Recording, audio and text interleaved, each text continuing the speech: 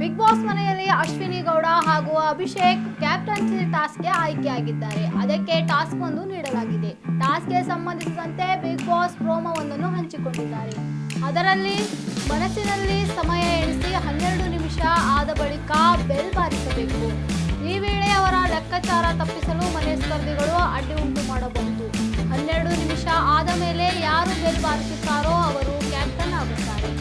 ಮಾತಿನ ಆಟದಲ್ಲಿ ಗಿಲ್ಲಿ ಹಾಗೂ ಅಶ್ವಿನಿ ಗೌಡ ಮುಖಾಮುಖಿಯಾಗಿದ್ದಾರೆ. ಈ ವೇಳೆ ಗಿಲ್ಲಿ ಅವರು ಅಶ್ವಿನಿ ಗೌಡ ಕಾಲೆಳೆದಿದ್ದಾರೆ. ಅಶ್ವಿನಿ ಗೌಡ ಅವರ ಹೆಸರಿಟ್ಟುಕೊಂಡು ಗಿಲ್ಲಿ ಟಾಂಗ್ ಕೊಟ್ಟಿರುವುದನ್ನು ಪ್ರೋಮೋದಲ್ಲಿ ಕಾಣಬಹುದು. ಏನ್ ರಘು ಅಣ್ಣ, ನಿಮ್ಮನ್ನು ಅಶ್ವಿನಿ ಅಂತ ಕರೆಯದೆ ಅಶು ಅಂತ ಕರೀಬೇಕಾ ಮೇಡಮ್? ನಿಮ್ಮ ಇನಿಷಿಯಲ್ ಏನಾದ್ರೂ ಆ ಅಂತ ಇದ್ರೆ ಏನ್ ಅಶ್ವಿನಿ ಮೇಡಮ್ ಅಂತ ಕರಿತೀನಿ. ಗೇಟ್ ಹತ್ತಿರ ಬಂದು ನಾನು ಮನೆಗೆ ಹೋಗ್ತೀನಿ ಅಂದ್ರೆ ಹೋಗಿ. ಆಗ ಅಶ್ವಿನಿ ಗೌಡ ಮಾತನಾಡಿ ನಿಮ್ಮಂಥವರನ್ನು ಎಷ್ಟು ಜನ ನೋಡಿಲ್ಲ ನಾನು ಅಂತ ಗಿಲ್ಲಿಗೆ ತಿರುಗೇಟು ಕೊಟ್ಟಿದ್ದಾರೆ. ಆಗ ಗಿಲ್ಲಿ ಆದ್ರೆ ನನ್ನನ್ನು ನೋಡಿರಲಿಲ್ಲ ಅಂತ ಮತ್ತೆ ಅಶ್ವಿನಿಗೆ ಟಾಂಗ್ ಕೊಟ್ಟಿದ್ದಾರೆ. ಈ ಮಾತಿನ ಆಟದಲ್ಲಿ ಯಾರು ಗೆಲ್ತಾರೆ ಎಂಬುದನ್ನು ಕುತೂಹಲ ಮೂಡಿಸಿದೆ.